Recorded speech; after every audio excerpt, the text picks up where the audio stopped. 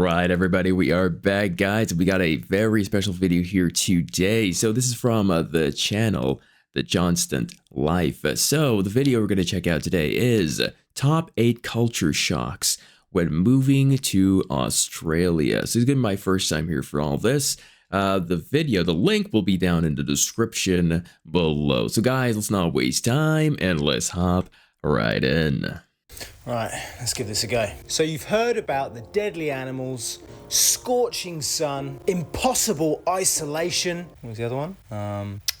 And sausage and bread, and you're still thinking that you want to come to the land down under, then prepare yourself for these weird Australian culture shocks. G'day guys, my name's Ross, and I moved with my family to Australia during a global pandemic. Now I love living in Australia, but when we first moved over here, it was a little bit weird. Now to stop things being so weird for you when you make the move, these are our top 8 culture shocks when moving to Australia. Australians love their sport, but unless you're from Australia, sometimes the sport is a little bit strange. For example, football isn't football. And I'm not really talking about soccer, or am I? It really freaks me out to say the word soccer. AFL, for right? me, I know what football is.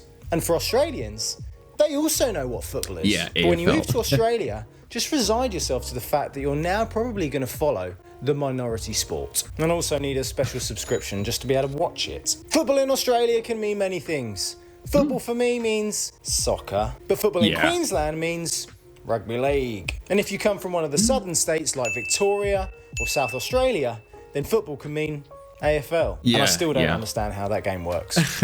We did a video, of course, a couple of videos of AFL. When I watched for the first time, I was like, I was intrigued, and it seemed like a sport I would like. Let's say if I lived in Australia, I wouldn't mind like doing, because I've said before, rugby is a like rugby in general is a very rough sport and not for the faint of heart. But I feel like AFL is more of a down in terms of the aggression, all the hard hits. But hey, let's go.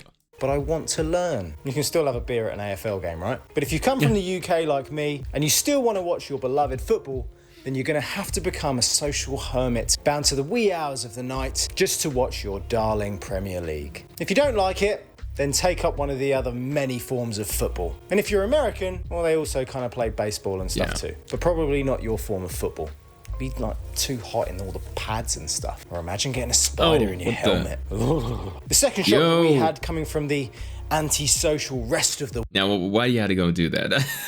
That was just messed up, really messed up. I don't like this. world is the fact that in Australia, people are actually friendly to you. I mean, don't get me wrong, like people are friendly in other parts of the world, but Australians are kind of like this weird level of friendly. People greet you on the street. Neighbours come up to your house and welcome you to the neighbourhood. People actually offer you help. Now for me, being the antisocial hermit that I am watching my Premier League, people being friendly to me was a little bit weird, and it just took a little bit of getting used to. But when it happens to you in Australia, it really does make you realise how nice the world can be. Now hey, you're going to think to yourself, people around the world are nice, and lots of them are. And you normally notice it when you're on holiday. Maybe it's the weather that makes people happier. Because I can tell you that the dreary darkness of winter kind of makes people the opposite. To be honest, this is one of the best culture shocks of Australia. Calling all social recluses out there.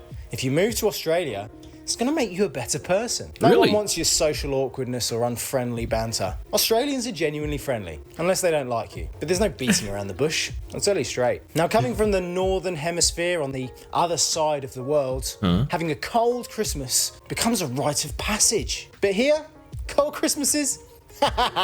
Welcome to the heat, my friend. Christmas in summer. It's hot. Really hot. If you don't have aircon, you're gonna struggle. It's not dark. What he's saying about the weather is absolutely true. You know, of course, being born and raised in a tropical country, and I should say island, it kind of feels different. And even people that come over, you know, from other countries, cold countries, they even speak about this as well. So yeah, that's the thing as well. The weather plays a big part in this as well. Really hot. If you don't have aircon, you're gonna struggle. It's not dark. You and your family aren't just confined to one room watching each other open presents you probably didn't even want. Wishing that the TV was on so that you wouldn't have to make awkward conversation with family members who you hardly ever see apart from the festive time. Wondering to yourself, is it too early to start drinking yet? The fact is that with Christmas in Australia, you get to take all of the good bits of Christmas, like presents and spending time with family that you actually want to spend time with, and then add all the good things of summer, like going to the beach, spending time in the pool, having a barbecue in the sunshine. Don't hang on to your old traditions of Christmas, like your roast turkey with all of the trimmings. I mean, do hang on to them, but don't whinge that you're doing it in the heat. Have a barbecue instead. Savour the wonder that is a potato bake. Why did we not have these in England? Or if we did, I never had one. They're gorgeous. Make new traditions and embrace the fact that Christmas in summer is now your new life. Now, coming from cosmopolitan Europe, I was kind of used to this next one because people on the continent sometimes like to have a siesta. But at least they opened up the shops and stuff again. Now, I know that this can catch out the average Brit visiting Marbella for the first time and wondering why in the middle of the day all the shops are shut. But in Australia, it goes to another extreme and shops just shut early. Want to get a coffee after 4 p.m? Yeah, nah. Don't be crazy. Why would you need that much caffeine in your system at night? It's going to go dark in a couple of hours. Okay, I didn't know this. Really? Like closing very early? Huh. I'll have to do some research on it. It's even, I don't know, it's been a couple of years since this has been out, so yeah. It's going to go dark in a couple of hours. Want a takeaway after 9 p.m. on a Friday? Well, you better live in the city centre. Ain't no one going to work after 9 p.m. in the burbs. You crazy? Unless you're in the major cities, things in Australia are rarely 24 hours. Yeah, people have a life. Sense. They don't want to sit there waiting in a restaurant or a shop for your convenience. Don't be so selfish. Why aren't things so convenient? Well, it turns out people don't actually want to work all the time. And you need to respect that. True. Get a bit more organised. Enjoy a night in. Realise that thing you think you need, you probably don't need right now. I'm sorry that the shop's shut early, but if you don't have that thing you want right now, is the world going to end? Probably not. And if it was that important, you wouldn't have forgotten it, right? And this culture shock extends into the next one. And it's the work culture. And weirdly enough, most Australians don't like... Before we go into this, I like the way he's putting everything together. There's like a sense of humor, plus it's absolutely like informative. There's a lot of things I didn't know, but let's hear about the work culture. Most Australians don't like to work. I mean, they do. They do like to work. That's a massively sweeping statement. But fortunately for people who live here, we don't live to work. Working to live is an incredibly emancipating feeling. What's the point in going to work all day to earn money to then not have the time to spend it? I don't want to live a life like that, do you? Especially when you have all of this fantastic weather and beautiful scenery to spend it in. Except when it's a La Nina year. Like, the scenery's still there, but the weather's still a bit crap, and it has been for the last 2 years. Fortunately for most Australians, this laissez-faire attitude to work extends to lots of different industries. If you're sick of the daily grind in your job, then come to Australia, and you can do the same thing, but not work as hard. Wouldn't we all want to just do that? But sometimes this incredibly laid-back nature can lend itself to some slightly weird / potentially unsafe habits. Barefoot in public? That one takes a little bit of getting used to. Especially living up here in the sunshine state of Queensland, seeing people go barefoot in your local Coles can be pretty much a daily occurrence. I've never seen this. Lots of people do it, especially children. It's like they've got an allergy to shoes or thongs. Just put some thongs on, mate. Protect yourself. Now for us foreigners... I've never seen this before. Barefoot in a supermarket. That's an interesting one. And of course, people that come to watch this, you guys are probably familiar with this. But again, the work culture, I never knew the work culture was so laid back. And yeah, that's a really good thing. You know, like, you know, what the point that he made was the point of like working so hard and you can't even enjoy yourself. And I'm all for this. But I've never heard the work culture is like this. I've never heard this in my life.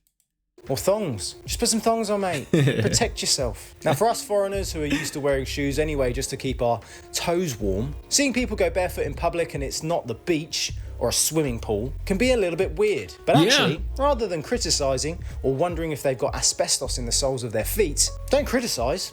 Join them. Everyone talks about that feeling where you can spread your toes in the sand and how liberating it can be. Well, just go barefoot in public, mate. You get that feeling all the time. Except when it's the middle of summer and you step on that black tarmac. Yeah, maybe put your thongs on then. Now, if you thought going barefoot in public was wrong... Why? Dude, why did you show this? This is... What? Guys, now, I'm not going to put this back. I wasn't expecting him to show what's going to happen. He's going to make a point, you know, quick about, you know, stepping on this... you know, the road when it's hot. That's that is like torture. But yeah, that picture that was uncalled for. But let's go. rather informal or slightly offensive, then wait until the average Australian speaks to you. Don't get me wrong, most of them are educated, eloquent individuals, but the average Aussie does love a swear. They even do it on the radio. The first time I heard shit on the radio in the morning, I was wondering if my driving was okay or if someone was shouting at me in traffic. No, it was the person on the radio. I've even heard them drop the odd wanker, which can be wholly confusing to some of the people watching this that don't even know what a wanker is. They can say on the radio, yet I'm cursy enough to bleep on my videos. What a beautiful country we live in. Now don't get me wrong, they don't go for the hardcore stuff like fuck or bugger. Wait, bugger isn't really that bad, is it? Oh, I've buggered this up. But most Australians will drop the C-bomb at you as a term of endearment. How's it going? I know that for lots of people when they watch Game of Thrones, dropping the C-bomb was a big taboo. And if you don't like that word, sorry, Australia might not be for you. Because in Australia, lots of people like to swear and everyone's so you better get used to it. I don't think I've ever used that many bleeps in a video before. I really hope I bleeped all of those out. Now the last one is something that's awesome, but also one of my little pet peeves. In Australia, they have some of the best containers for sauce in those little foldy things that just squeeze out perfectly. What's an invention? But in Australia, if you want the privilege of sauce, you have to pay for it. Want some tomato sauce, mate? Yeah, that could be 15 cents, please. Or 30 cents if you want two, because they're like really small packets. Now, don't get me wrong, not everywhere does charge for sauce. Okay. Thank the Lord. But lots of places do, and it's pretty common practice. If you're like my wife that just loves to slather everything in tomato ketchup, then not only calling it ketchup is going to be weird in Australia, because it's tomato sauce, as I've been told many times when I get that confusing look asking for ketchup. But like going to America and having to pay for something and then add on the sales tax, if you want sauce, you're gonna have to pay a little bit more. But the good thing is we don't have to tip, because everyone gets a fair wage, and Medicare, and gun laws. What a beautiful country Australia is. Now, if you're thinking of moving to Australia and you don't want to live in Melbourne or Sydney, and you think that like us, Brisbane could be the place for you, then watch this video to wonder if Brisbane is really worth going to. See you later. Wow, and that was a very really cool video, I have to say. Kudos. I've never seen this YouTuber before, but damn, he puts his stuff down well. And I'm glad they didn't put you know, in terms of the culture shocks. Well, he mentioned about Australia and all the you know, creatures and animals, you know. He mentioned a little bit about it, but he didn't go towards it, which I think it's a good thing, you know. It really sparked a lot of, I think a video like this sparks more interest into going to Australia. Because when people think of Australia, you know, the first thing that they think of, you know, spiders, or, you know. But for me, that's the first thing, you know, scorpions and all these, I don't know, what all these things doing there. But that was a very nice video to, you know, really encourage, again, it encouraged me, you know, really to, you know, just take a trip there, see what's up. But again, there's so many things here. I'm not sure if it's 100% accurate. Again, this is the first video I've basically seen on anything like this in terms of culture shock.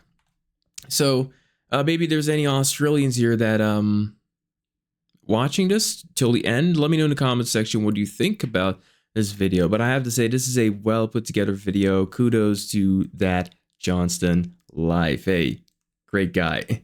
Ladies and gentlemen, thank you so much for watching today. I learned quite a bit, but the work culture is to me the most let's say most exciting one to me. I didn't know things were so like relaxed, and I do know, yeah, people work hard in Australia, of course, but I didn't know it was so relaxed compared to, you know, other countries, especially America.